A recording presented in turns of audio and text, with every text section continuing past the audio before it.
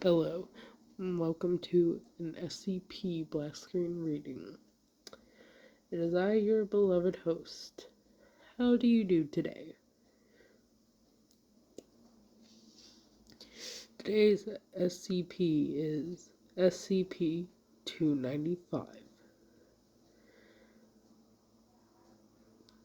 Object Class is Euclid. Special Containment Procedures. SCP-295 is to be contained within 50 meters by 50 meter concrete room, with all surfaces coated with flame-retardant material. All personnel entering and exiting containment must comply with Level 3 contamination screening. 3 flame-retardant exposure suits are to be maintained on the premises and are required for any and all testing involving SCP-295. Feeding will occur once per week and consist of a meal of 20 kilograms of naturally grown pine wood harvested near the Site-19 facility. SCP-295 is a number of caterpillars resembling Centomeda epelles in appearance. A single specimen of SCP-295 is capable of creating an unidentifiable substance which has several unique qualities attributed to it.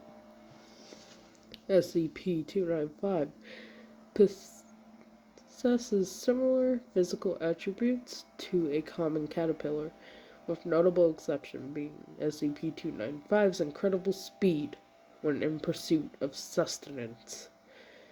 When flammable material is introduced into SCP-295's environment, it will quickly move to attempt to consume it. The substance produced by SCP-295 is hereby known as SCP-295-1, is a viscous fluid that possesses natural bioluminescence of variable intensity, averaging at about 150,000 lumens. The intensity fades over time, but significant heat is capable of renewing its incandescence. However, the danger lies in its other quality, which is its ability to cause violent combustion in any flammable object it comes in contact with. All matter destroyed in this manner leaves no ash or other byproducts behind, although an increase in mass has been observed in specimens of SCP-295 after combustion. A notable exception is living animal matter, which SCP-295-1 is capable of affecting in all circumstances. SCP-295 is capable of reproduction given sufficient matter to combust, or with a specific mass has been attained. When this occurs, SCP-295 will pupate, forming a shell of dense carbon with a similar molecular structure to coal. I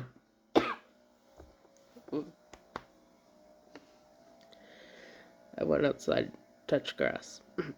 Sorry. I'm allergic to grass. Once a week has passed, both the pupa and the specimen will combust, while the ashes reform into 2 additional caterpillars, after which the process begins anew. Occasionally, only one specimen of SCP-295 will reform from the resultant ashes, rather than a pair. 3 ashes will not always reform immediately, and can remain inert. Ashes left on personnel's clothing can reform later, and further spread SCP-295's population.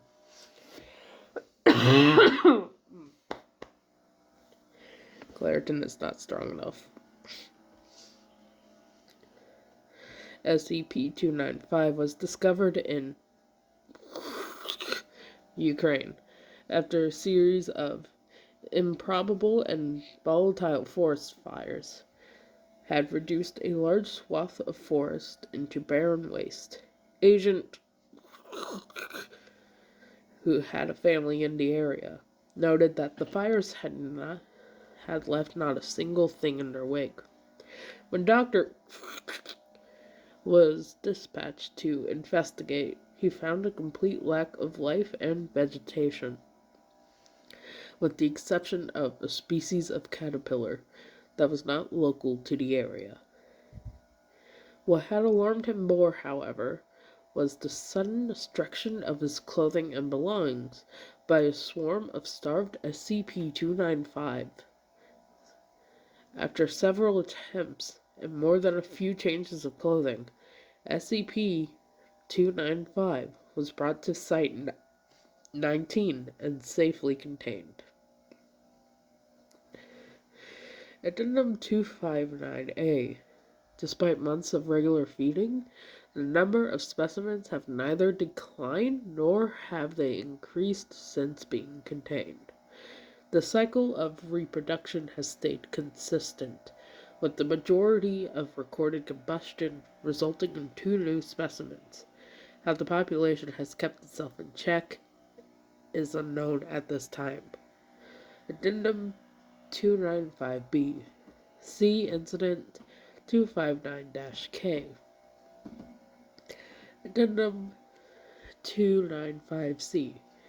It's possible that there are still wild specimens of SCP-295 out in the world.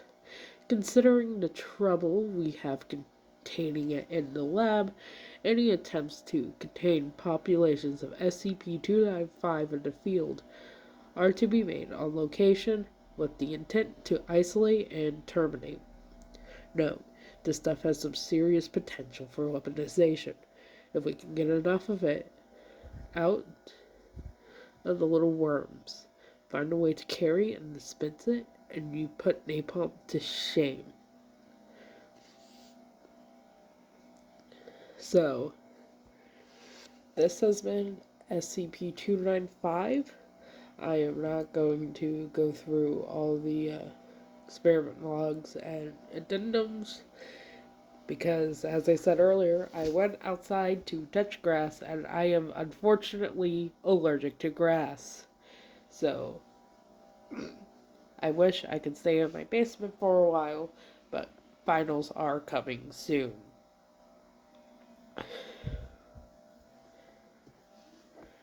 This has been your beloved host coming from your beloved basement.